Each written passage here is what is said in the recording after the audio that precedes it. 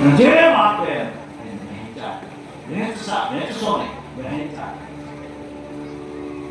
બધાને આપી રાજી. ઘણા એવા ભક્તોને જોયા છે, ઘણા એવા દાનવીરોને જોયા છે જેને ભિખારીને બીજાને જમાડ્યા છે.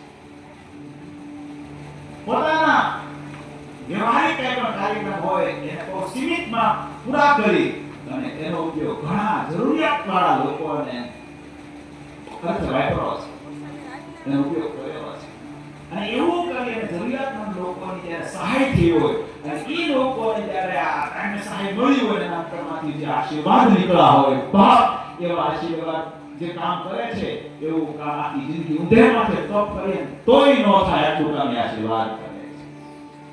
એટલે આપણી શક્તિથી કોઈનું ફેમિલી બચે, બધાને એનો ખૂબ મોટો લાભ એવું કહે.